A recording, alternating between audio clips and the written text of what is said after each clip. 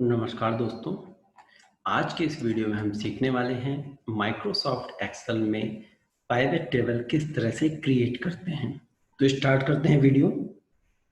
सबसे पहले मैंने यहाँ पे जो डिटेल ले रखी है उसके बारे में जानकारी दे देता हूँ। मैंने यहाँ पे डिटेल ले रखी है, अकाउंट होल्डर्स के नाम हैं, अकाउंट नंबर है, ब्रांच है और डेट्स के साथ में अमाउंट है जिसकी हमें पाइवट टेबल बनानी है।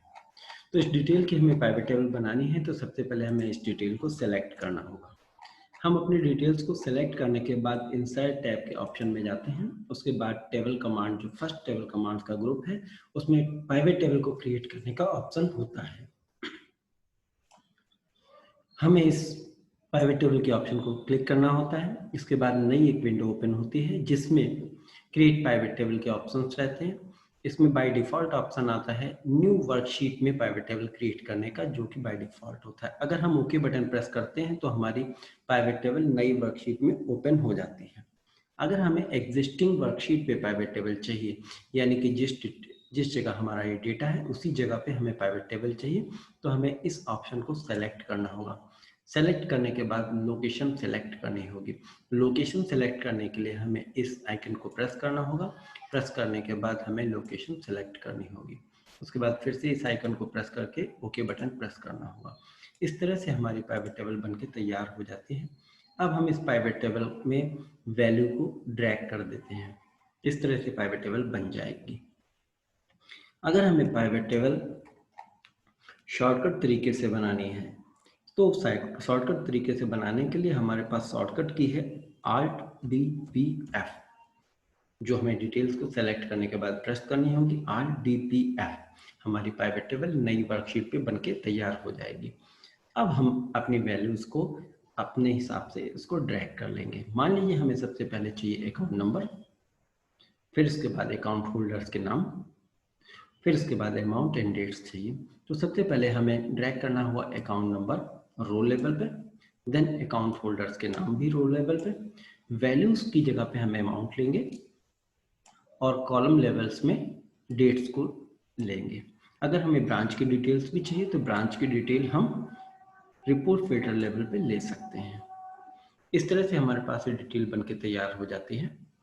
इसको अगर हम और भी मॉडिफाई करना चाहें तो रो लेवल पे आकर के, यानी अकाउंट नंबर पे आकर के हमें माउस राइट क्लिक करना होगा। राइट क्लिक करने के बाद फील्ड सेटिंग ऑप्शन में आकर के layout and print option click करके show item level in tabular form को सिलेक्ट करना होगा। रिपीट आइटम लेवल्स को सिलेक्ट करना होगा।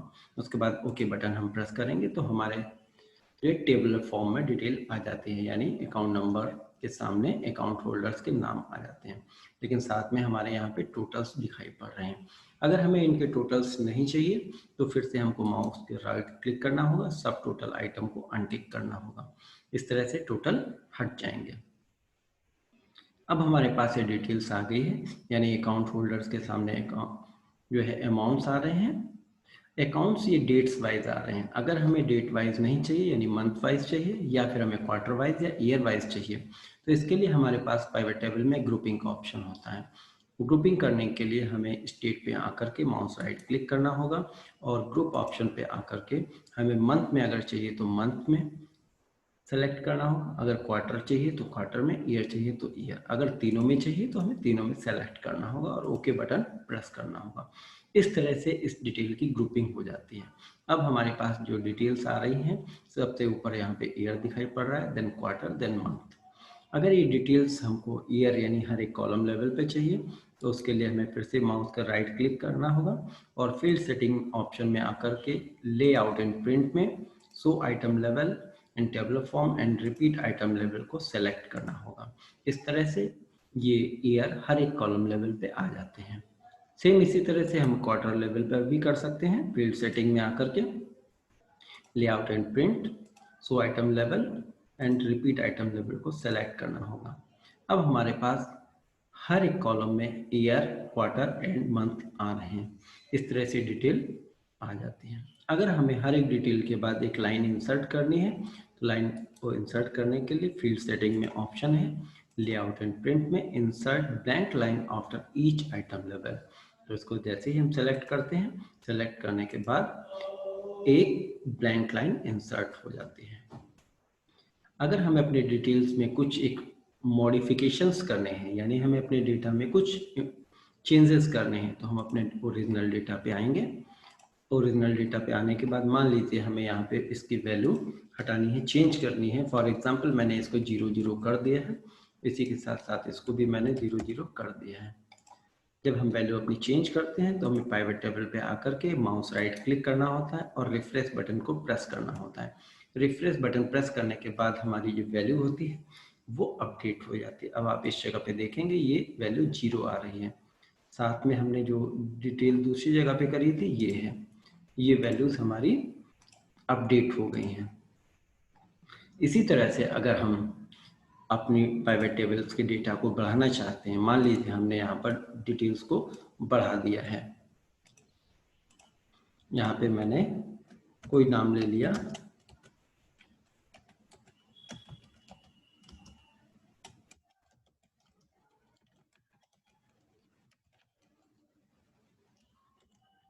इस तरह से मैंने नाम ले लिया है, और अकाउंट नंबर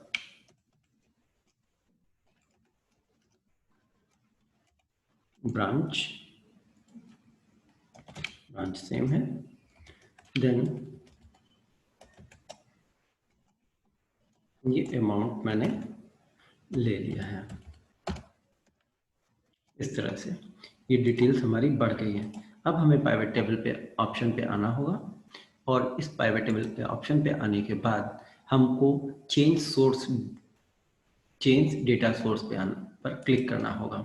जैसे हम चेंज डेटा सोर्स पर क्लिक करते हैं तो हमारी सेलेक्टेड आइटम्स दिखाई पड़ते हैं। तो हम इस जगह से अपने डेटा को चेंज कर सकते हैं। मैनुअल चेंज करने के लिए हम इस तरह से भी कर सकते हैं। इस पे आकर के इसको मैंने कर दिया 53, तो हमारा डेटा यहाँ तक सेलेक्ट हो गया है। ओके बटन प्रेस करना होगा। प्रेस करने के बाद हमें रिफ्रेश बटन प्रेस करना होगा। रिफ्रेश बटन प्रेस करने के बाद हमारी ये डेटा इस तरह से आ जाता है, यानी हम डेटा को बाद में अपडेट कर सकते हैं, चेंज कर सकते हैं। मान लीजिए अब हमें अपने इस पाइवट टेबल को फॉर्मेट करना है, यानी कि इसमें कुछ डिटेल्स में बॉर्डर्स भी डालने हैं। तो बॉर्डर्स डालने के लिए इस एरिया को हमें सेलेक्ट करना होगा जिसमें हमें चेंजेस करने हैं। चेंज करने के बाद माउस राइट क्लिक करेंगे, फॉर्मेट सेल ऑप्शन पे आकर के एक नई विंडो ओपन होगी जिसमें बॉर्डर्स का ऑप्शन है। इस बॉर्डर ऑप्शन में जिस तरह के बॉर्डर हमें चाहिए तो उसे सेलेक्ट करना होगा। मान लीजिए हमें इस तरह का बॉर्डर चाहिए तो उसको सेलेक्ट करेंगे। यहाँ पे कलर का ऑप्शन आता है, जिस कलर के हमें बॉर्डर चाहिए वो हम सेलेक्ट कर सकते हैं। मान लीजिए हमें इस कलर का बॉर्डर चाहिए तो इसको हम सेलेक्ट कर लेंगे। इसके बाद हमें इस जगह पे जैसे बॉर्डर्स चाहिए, ऑल साइड बॉर्डर चाहिए तो ऑल साइड बॉर्डर्स का ऑप्शन को सेलेक्ट करना होगा और ओके बटन प्रेस करना होगा। अब इसके चारों तरफ बॉर्डर्स आ गए हैं। अगर हमें एक्सेल सीट में पाइवट टेबल के आगे ग्रिड लाइंस नहीं चाहिए तो हम अपने वर्कशीट को सेलेक्ट करते हैं। सेलेक्ट करने के बाद व्यू ऑप्शन में आकर के ग्रिड लाइंस को हटा देते हैं। इस तरह से केवल बॉर्डर्स दिखाई पड़ेंगे, ग्रिड लाइंस हट जाएगी। अगर हमें इसे पाइवट टेबल फील्ड लिस्ट को नहीं देखना है तो माउस राइट क्लिक करके हाइड फील्ड लिस्ट के बटन को प्रेस कर देना होगा। इस तरह से पाइवट टेबल के ऑप्शन को नहीं दिखाई पड़ेगा। इस लाइन में अगर हम चाहें तो कोई भी कलर फिल कर सकते हैं। हमें इसको सेलेक्ट करना होगा। सेलेक्ट करने के बाद हमें फॉर्मेट सेल ऑप्शन पे आएंगे। फॉर्मेट सेल में अगर हमें फिल करना है कोई कलर तो इस तरह से हम कोई कलर सेलेक्ट कर सकते हैं, और सेलेक्ट करने के बाद ओके बटन प्रेस करेंगे तो इसमें कलर फिल हो जाते हैं। इस तरह से हम इसमें ब्लैंक लाइन या वैसे भी कलर कर सकते हैं। अगर हमें इस ब्लैंक लाइन को हटाना है तो सेम इसी तरीके से हमें इस जगह पे आकर के फील्ड सेटिंग ऑप्शन में लेआउट एंड प्रिंट में इंसर्ट ब्लैंक लाइन आइटम को अनटिक करना होगा। हमारी जो ब्लैंक लाइन है वहां से रिमूव हो जाएगी। हमने यहाँ पे ब्रांच लेवल को फिल्टर लेवल पे रखा था। अगर हम चाहें तो इसको भी अपने हिसाब से चेंज कर सकते हैं, यानी हम इसको सेलेक्ट मल्टीपल आइटम करेंगे। फिर अगर हमें डिटेल किसी एक पर्टिकुलर ब्रांच की चाहिए तो उस ब्रांच को हमें सेलेक्ट करना होगा, फिर ओके बटन प्रेस करना होगा तो सेम ब्रांच की ही डिटेल्स आएंगी। अगर हमें सभी ब्रांच की डिटेल चाहिए तो सेलेक्ट ऑल करना होगा, नहीं तो हम जिस ब्रांच की डिटेल चाहिए उसकी डिटेल देख सकते हैं। इस तरह से हम पाइवेट टेबल बनाते हैं। आशा करता हूँ आप पाइवेट टेबल के बारे में अच्छी तरह से समझ गए होंगे। वीडियो अगर आपको पसंद आई है तो इसे लाइक करें, दोस्तों के साथ शेयर करें और सब्सक्राइब करें। Thank you for watching.